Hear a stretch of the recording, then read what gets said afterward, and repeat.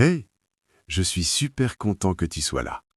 Aujourd'hui, je vais te raconter une histoire qui va te faire réfléchir et sourire un peu. Prêt? Alors, c'est parti. Le jardin au cœur de l'orage, et Lara fixait les nuages sombres avec amertume. La pluie torrentielle venait d'effacer ses magnifiques dessins à la craie sur le trottoir, des heures de travail disparues en un instant. Elle sentait une colère bouillonnante monter en elle, aussi sombre que le ciel. Pourquoi le monde décidait-il toujours de tout gâcher quand elle était enfin heureuse?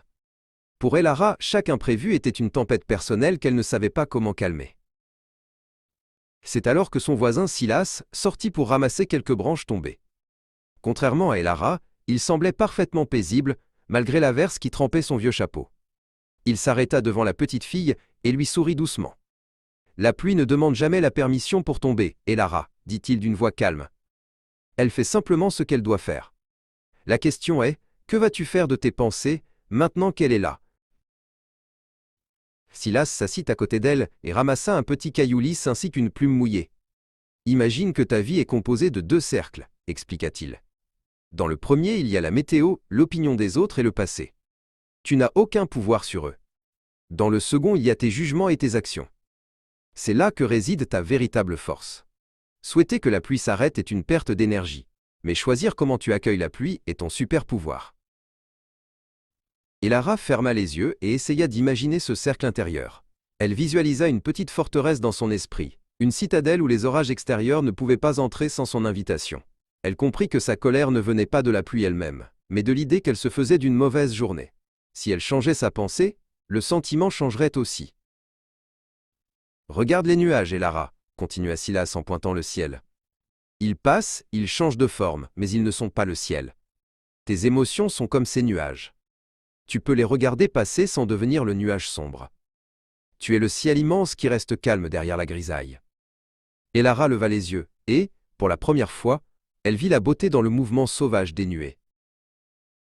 Le lendemain, à l'école, Elara eut l'occasion de tester sa nouvelle citadelle. Un garçon nommé Hugo se moqua de son nouveau sac à dos. D'habitude, Elara aurait rougi de honte ou aurait répondu méchamment. Mais elle se souvint du caillou de Silas. L'opinion d'Hugo appartenait au cercle extérieur. Ce qu'elle pensait d'elle-même, en revanche, était dans son cercle à elle. Silas lui avait appris que nous souffrons souvent plus dans notre imagination que dans la réalité.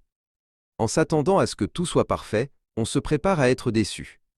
Prépare ton esprit au défi du matin, lui avait-il dit. Et Lara commença à se dire chaque jour. Quelque chose pourrait ne pas se passer comme prévu, et c'est une chance de pratiquer ma force intérieure. Un après-midi, Elara perdit son stylo préféré. Au lieu de s'énerver, elle s'arrêta. Elle se demanda, est-ce que perdre ce stylo enlève ma capacité à être juste ou courageuse? La réponse était non. Elle chercha calmement, et quand elle ne le trouva pas, elle accepta simplement que le stylo était parti. La paix qu'elle ressentit était bien plus précieuse que n'importe quel objet. Elle retourna voir Silas pour lui raconter ses découvertes. Elle ne se sentait plus comme une victime des circonstances, mais comme le capitaine de son propre navire. « Je ne peux pas diriger le vent, Silas, mais je peux ajuster mes voiles !» s'exclama-t-elle. Silas hocha la tête, fier de voir que la graine de la sagesse avait germé si vite. Le soleil commençait à se coucher, peignant le jardin de teintes orangées et violettes. Elara comprit que le stoïcisme n'était pas de ne rien ressentir, mais de ne pas se laisser submerger par les vagues. La paix intérieure n'était pas l'absence d'orage, mais la certitude qu'elle possédait tout au fond d'elle, un abri que rien au monde ne pourrait ébranler.